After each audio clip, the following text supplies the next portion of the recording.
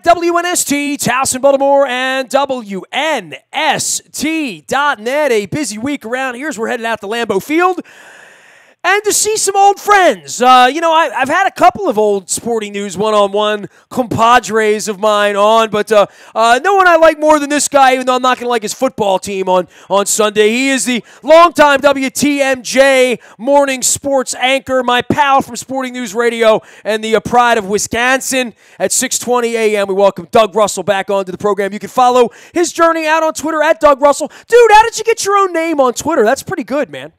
It's kind of a funny story. I didn't for a long time because somebody was squatting on it, and I was actually in a Twitter conversation with Will Carroll, at Injury Expert, who you may know, and he had tweeted, and Will and I have known each other for a long time, and he had was in a conversation with somebody else, and he had stated that at Will Carroll was taken by somebody else, and then I kind of jumped in, and I had tweeted at this guy a couple of times early on in our Twitter lives, if you will. Hey, if you're not going to use it, can I have my name? And he never got back to me. So anyway, I got into this conversation with Will about, 4-ish years ago, maybe 4.5 years ago, give or take. And I had stated it again. And the guy who had at Doug Russell tweeted back at me and said, hey, if you just wanted it, all you had to do was ask. And then about 3 minutes later, he came back and said, oh, I guess you did. Here, you can just have it. So that's how I got it. Oh, that's a beautiful thing. See, I have my name, but there are, and I thought there would be no other Nestor Aparicios in the universe other than my father, who's 90 years old and lives in Venezuela. And there's another Nestor Aparicio in upstate New York who friended me on Facebook because he saw that I do radio or whatever, and then he started commenting with all this whack job stuff, on my threads, and people thought I was him, and I'm like, dude, you got to go. Sorry, you got to be out. But no harm, no foul, I guess. But I find it fascinating that you have your name because you have a name is like Joe Smith or Michael Jordan. I mean, who has those Twitter accounts? I don't know. I do know this, dude. We're coming up to Green Bay, and when the schedule comes out in April, I want to put a trip together, come up there and do Lambeau. And I know it's grown even more over the last 8 years since the last time I was up there. But we think of that as like a loss, right? We look at that and like, Aaron Rodgers. November, Green Bay, with our problems, even we knew we weren't going to be a great team this year.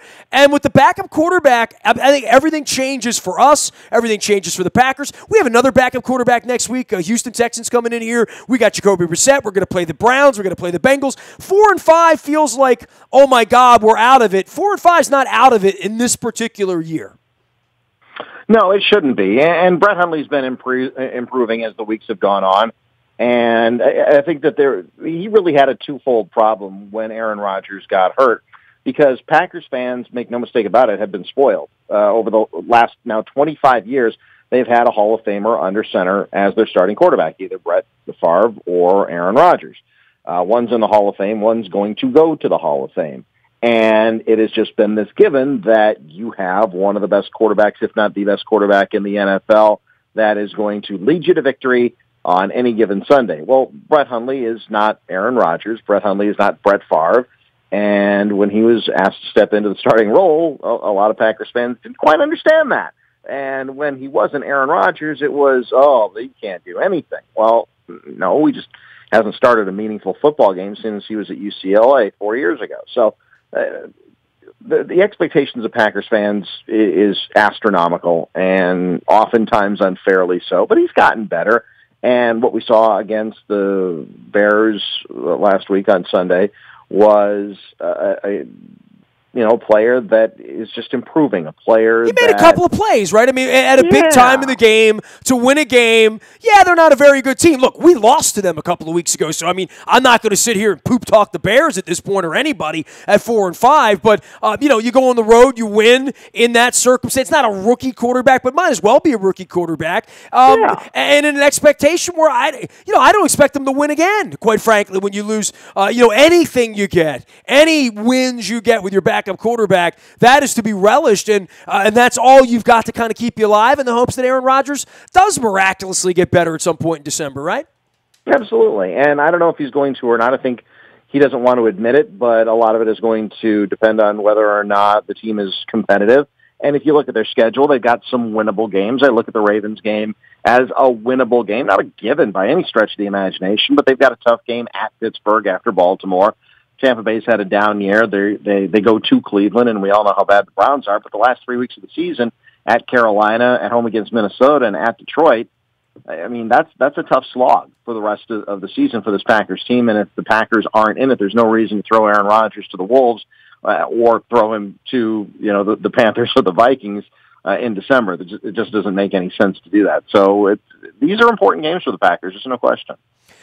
For I guess that region and the importance of the Packers, Wisconsin football is also really, really lubed up right now, right? I mean, you're in the middle of all that Brewers off season. We got the Orioles here. You got Bucks. I know that's a big part of your life as well in the NBA. But Wisconsin football is also sort of overshadowing the Packers a little bit right now. They certainly have some championship expectations that you don't get often in that part of the world, right?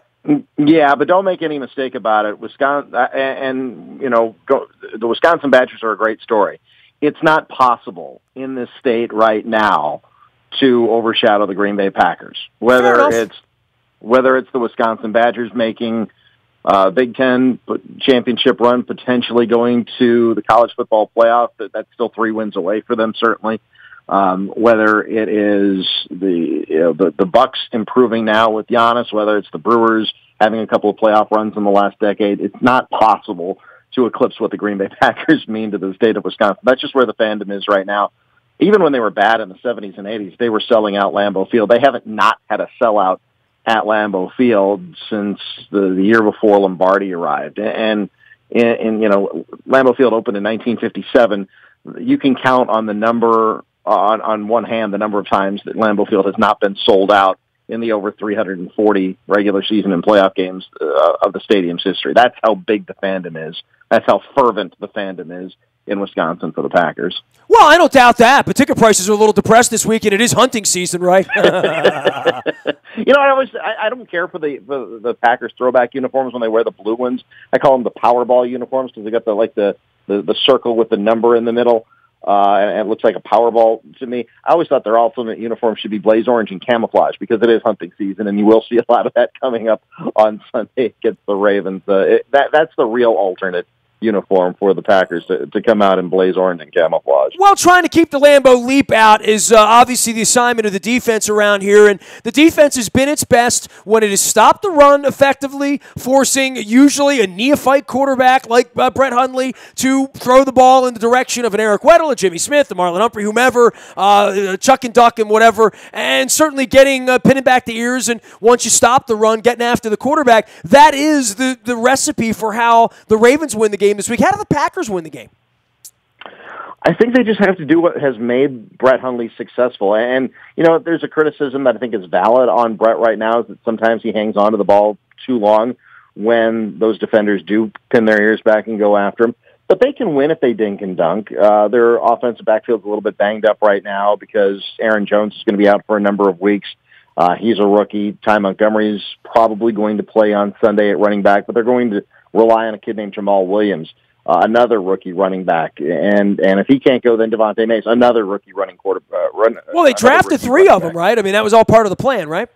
Yeah, but they're still rookies, though. I mean, it's a difficult puzzle to solve when you've got that much inexperience in the offensive backfield. Brett Hundley can dink and dunk a little bit. Jordy Nelson's a great possession receiver, as he's shown over the course of his decade in the NFL. Lance Kendricks can be effective as a receiving tight end, but also one of the things that makes Brett effective is his ability to extend plays, but he's dealing with a bad hamstring right now, so that will be difficult for him to overcome on Sunday as well. I don't think anybody in Wisconsin is penning this as a Packers win by any stretch of the imagination. I think this is going to be a very, very competitive game, but it will be incumbent upon the Ravens to get after Brett Hundley because he's a little bit diminished right now because of his legs. Well, we'll be rooting for you guys next week because you play the Steelers, so at least you have that going for you. Doug Russell is my longtime friend from Sporting News Radio 101 Sports. He does all things sports at WTMJ in Milwaukee, Wisconsin. Longtime Bucks analyst, as well as keeping an eye on the Brewers and all things up in Wisconsin and Cheeseland. We're going into Lambeau this weekend. All of our programming here brought to you by our friends at Al's Seafood in Essex. I've been getting crabs and crab cakes from Al's in Essex since the 1970s with my mom and dad. The oldest crab house in Baltimore, still at Stemmers Run and Eastern, right by Mount Carmel, where my parents were married in 1945. See Chad the Crab Man there, Al's Seafood at the foot of 702, and they'll also take care of you with some shrimp and some onions and the beer and all that stuff like they used to my mom as well with the cocktail sauce. Get you ready for the holidays. If you need some seafood shipped in, let them know as well. We are the voice for Coppin State University around here, your home for Eagles basketball. Juan Dixon, Dwayne Burrows, all joining us here as they go through the money games here in November. You can learn more at CoppinStateSports.com. We will have their game on, the ladies' game on, this Saturday afternoon. Doug Russell joining us now from Milwaukee and 620 WTMJ there. For the Aaron Rodgers and sort of the holding the candle and waiting for him to come back. Doug, you putting stock in that at all? No, he broke his collarbone, for crying out loud.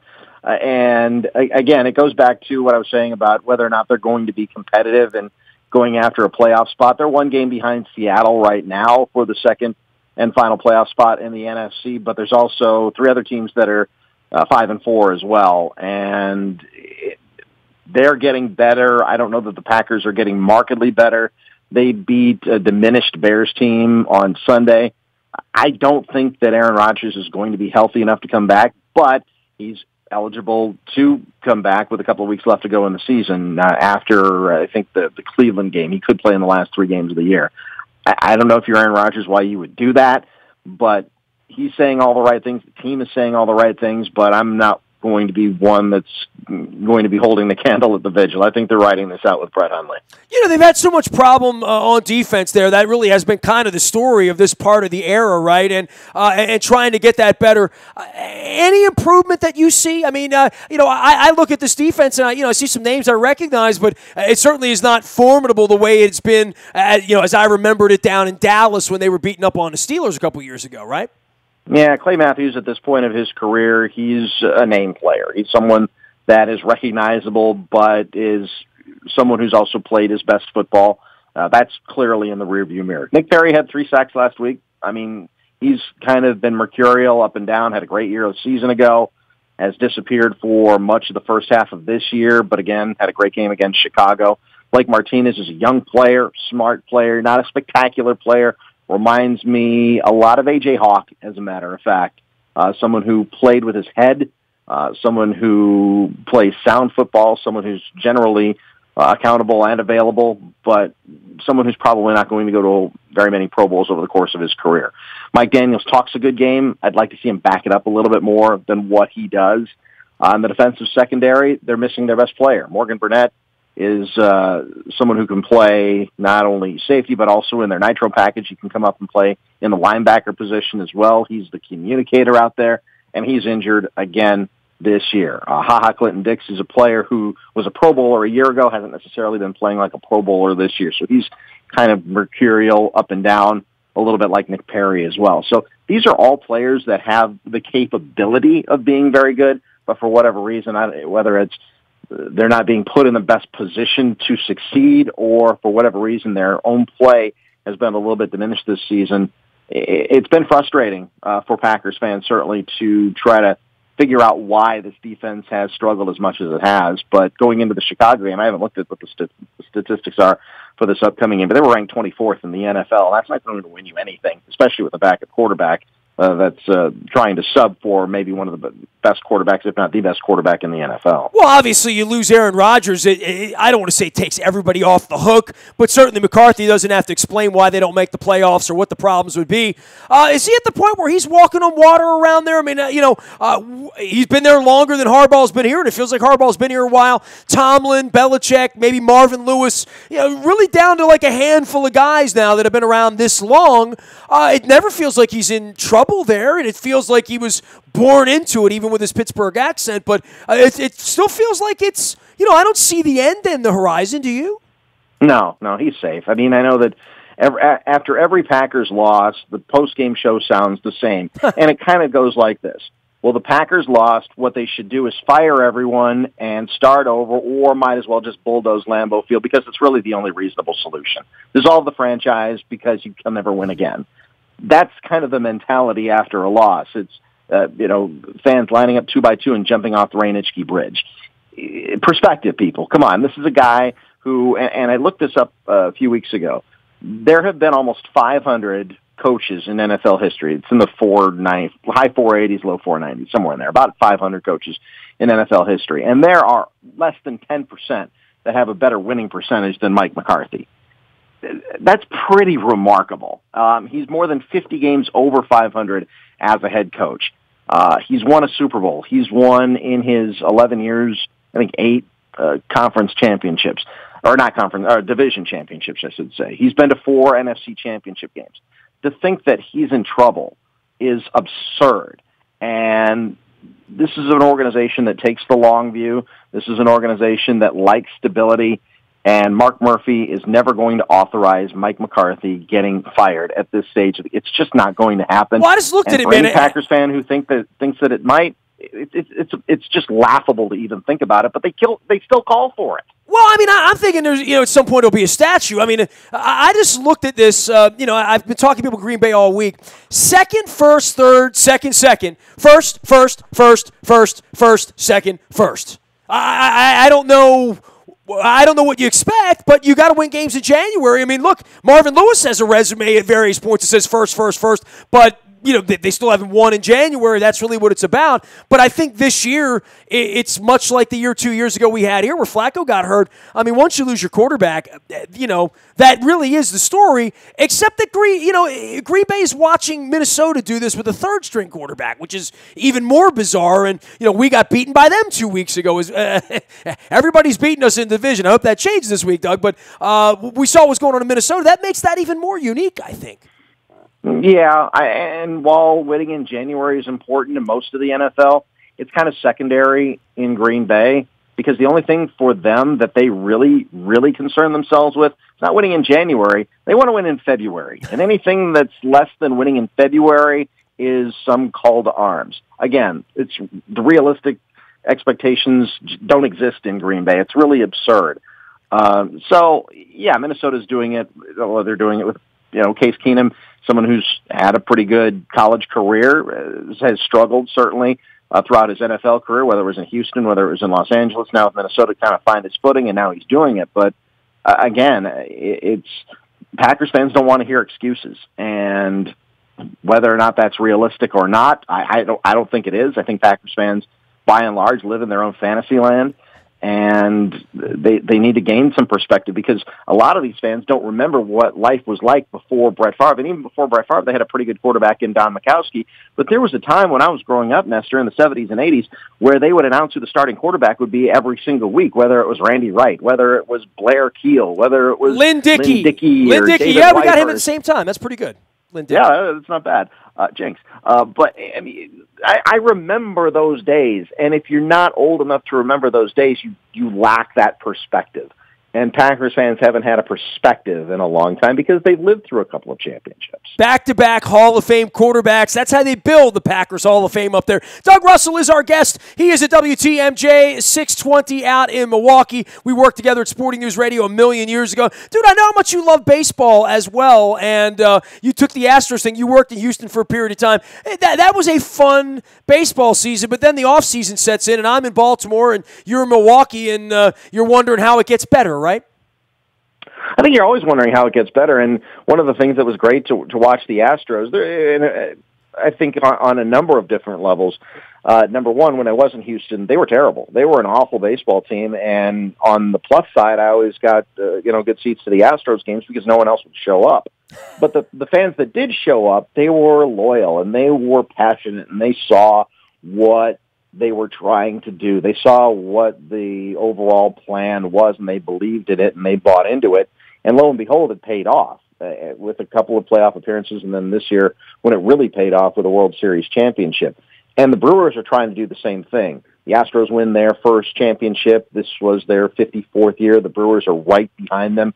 The Brewers were founded, as you know, as the Seattle Pilots in 1969, so they're coming up on 50 years as a franchise. They haven't won a World Series like the Astros. They've been to one like the Astros. They changed leagues. There's a couple of different parallels here, but the most important parallel, Nestor, is their general manager, David Stearns, was the assistant general manager in Houston when Jeff Luhnow really started to turn that over. And he's a young guy. He's a dynamic guy. He sees the big picture.